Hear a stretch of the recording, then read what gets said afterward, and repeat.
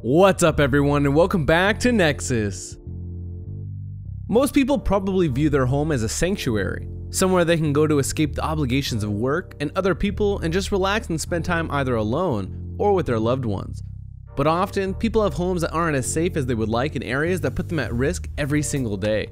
Whether they live in an area with a high crime rate or a high risk of being caught in a natural disaster. Watch this video to find out the top 10 riskiest houses in the world. If you're new to the channel, be sure to subscribe to get new content similar to this every day. Also, make sure to comment down below letting us know which was your favorite. And for this video, let's see if we can hit the golden like button, which is 1,000 likes, so make sure to drop a like down below. Number 10. If you're in Wisconsin and you head for Lake Michigan, then you might happen to stumble across this bizarre house. The product of the rampant imagination of architect Harry Weiss. He basically got up one morning and decided that he was going to build a house that overlooks the lake, but a little bit too close for my liking. This house is called Shadow Cliff and was built in 1969, and it's more or less just a big rusty box made of metal jutting out over the edge of the lake with just a few metal beams for support. It's totally gotta be where Lemony Snicket got the inspiration for Aunt Josephine's house in a series of unfortunate events. Though as of right now it hasn't actually collapsed and fallen into the lake yet, but it's probably only a matter of time until the support beams rust away and whoever is in there is left hanging. Number 9. I guess architects really like to try and defy physics by building things without any actual support, because here's another example of them maybe taking their weird designs a bit too far. This is an apartment complex in the Netherlands called Wozoko, and it's the brainchild of someone named J.A. van Ekprijs. When he was called in to try and find a way to build an extra 13 housing units onto an existing building because they needed 100 units and only managed to get 87 with the space they had. So Ekprijs decided the best thing to do would be to build the 13 apartments and then more or less glue them onto the side of the building, up in the air so that the open space on the ground didn't get limited. It's an incredibly weird building to look at and probably gets even more complicated when you go inside. Number 8. In 1992, a rich Russian guy named Nikolai Sutyagin decided he really wanted to build his own house for his family. And then when he was building it, he got carried away and also decided it was his dream to have the tallest family home made out of wood. Inspired by unusually tall houses in Norway and Japan, Sutyagin kept going when his original plan for a two-story home was finished and built at least 3 more floors on top of the existing ones, each getting narrower and narrower until it had a tower on top. It was built over the course of 15 years, but when Sutyagin went to prison for a while in 2007, it deteriorated and was ordered to be demolished because it posed a major fire hazard to the rest of the town it was in case it caught fire and fell over and caused the whole village to burn down.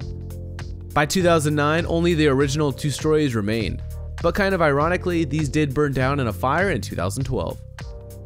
Number 7. So this is less one single dangerous house, but more a whole lot of dangerous houses. Basically the entire state of Oklahoma, and big portions of Kansas, Nebraska, South Dakota, and Texas. You may have heard this area of the Great Plains called Tornado Alley before, and it's a pretty accurate name, with tons of tornadoes forming there every year because cold air from the Arctic mixes with humid air from the Gulf of Mexico, and creates supercell thunderstorms and tornadoes. But the most dangerous area is apparently a suburb of Oklahoma City, where one nasty tornado in 2013 killed around 24 people. Honestly, I'm not sure there are many places in the United States where you're completely safe from natural disasters. Number 6. When you think about monasteries built in tall, hard to reach places, you probably think of countries like China and others in the Far East instead of Greece. But Greece actually has some of the most dangerous and hard to access monasteries in the world. There's a collection of them called Meteora, which were built between the 14th and 16th centuries on top of a bunch of rock pillars out in the sea and over 1,300 feet above ground level. They were built by monks tying ladders together and carrying the building materials in baskets attached to ropes. And I don't even want to think about how many might have died during the construction. Nowadays, tourists can visit Meteora via bridges, but they're still pretty narrow and dangerous, so maybe it's just better to take pictures from afar. Number 5. More or less anywhere you go in Europe, you're bound to find castles. In the countries where fairy tales about knights and princesses originate from, there's probably a castle somewhere in every major city. Germany is no different, boasting tons of famous castles, most notably Neuschwanstein Castle, which inspired the Sleeping Beauty Castle at Disneyland. This castle is called Liechtenstein though, and while it's famous to the German locals, it's not very well known to foreigners. For a castle, it's small, and also pretty new, being built only 170 years ago. But the thing that makes this place so risky is it's built right on the very edge of a cliff overlooking the Alps, and has just one very thin bridge. Because of this, it's probably a pretty great fortress though, so at least there's a good reason for it to be built in such a dangerous place. Number 4. If you're in the southwest corner of the UK in Devon and fancy taking risks, then a boat ride to Eddystone Lighthouse could be for you. This lighthouse is 8 miles away from the coastal city Plymouth and consists of the main lighthouse and a second much smaller tower. Between the towers is a tall reef which is submerged at high tide, meaning tons of inexperienced sailors have wrecked their boats in the past trying to sail between the two structures. When the tide is low in spring, the reef is so high you can actually walk across it to get between the two buildings. The lighthouse is also one of a whole bunch of lighthouses marking the incredibly dangerous Eddystone Rocks. And the original tower was also the first modern lighthouse to be built on a rock in the open sea back in 1698. Since then, 4 lighthouses have been constructed in this area, often suffering huge damages and having to be replaced. Being a lighthouse keeper is a pretty risky job.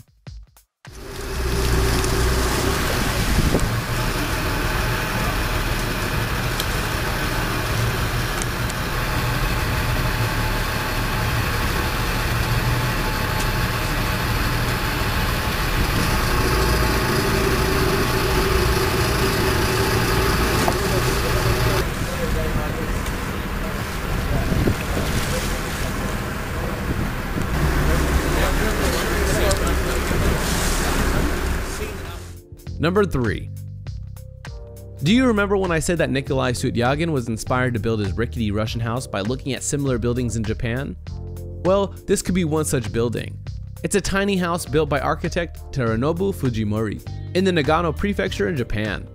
It mimics the tradition of Japanese tea masters and their simple homes built in trees, and he built it entirely on his own.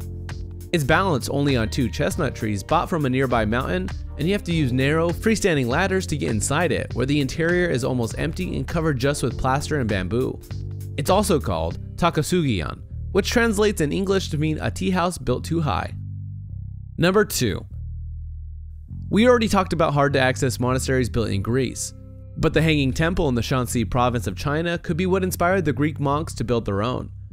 While Meteora was built 700 years ago, the Hanging Temple on Mount Hangshan was built during the Northern Wei Dynasty sometime between the years 386 and 557 AD, and it was also built by one man on his own, a monk named Lao Ran. It stood the test of time and is now over 1500 years old, and you can still go visit it today.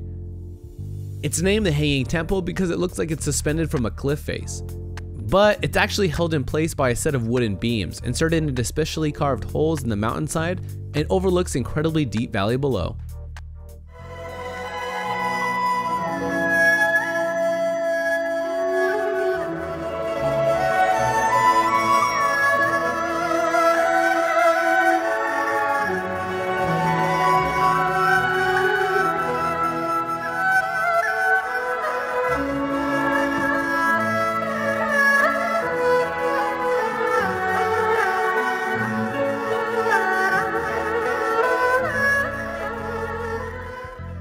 Number 1. Whatever you were expecting to see for our number 1 riskiest house, it probably wasn't this. We're back in England again, but this time in London, where one very angry hoarder is ignoring the complaints of his neighbors and a high court order to clean up his act. This house has been a blight on the local area for years, but only reached national newspapers in the last few months. It belongs to a 61-year-old man who lives there on his own, and has built up so much trash inside the house he now uses 2 ladders to climb up into his home through the first floor window. Locals have made complaints saying that if his piles of garbage collapse, then the people walking underneath in this very busy area of London will get injured and may even get killed by falling debris. One man even said it looks worse than some of the most rundown areas he's seen in the north of England, back when Ireland was overrun with terrorism in the 1980s. It's only a matter of time before one man's hoarding addiction causes someone else to lose their life. That was our list of the top 10 riskiest houses in the world. If you enjoyed this video, don't forget to hit the subscribe button so you never miss a video in the future. And hit the like button too so we hit the golden like of 1,000. Thanks for watching, guys. Peace!